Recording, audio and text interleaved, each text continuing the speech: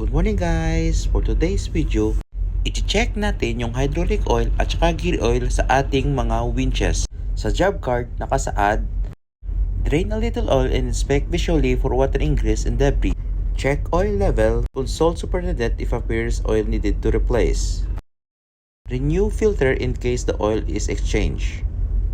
So tara, gawin na natin. Let's go!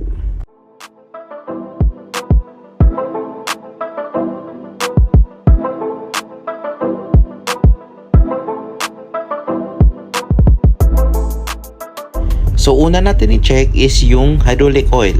Lagyan lang natin ng oil finding paste para malaman kung saan yung level ng oil natin.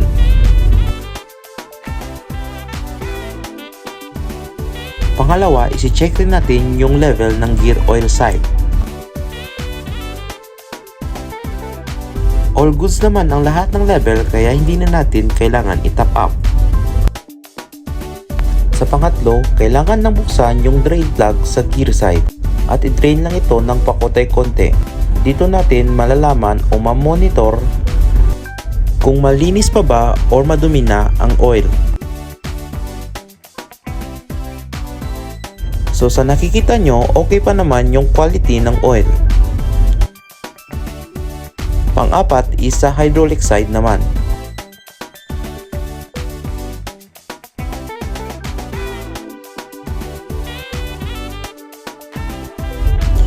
All goods naman ang lahat ng oil kasi wala naman itong nakikitang may halong tubig o dumi o mga basag na metal.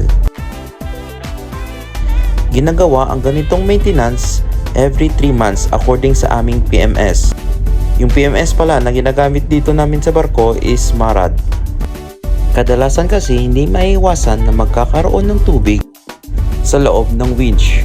Lalong-lalo na kapag nagbiyahe sa malalamig na lugar, hindi maiiwasan yung pag-condense ng tubig sa loob ng winches.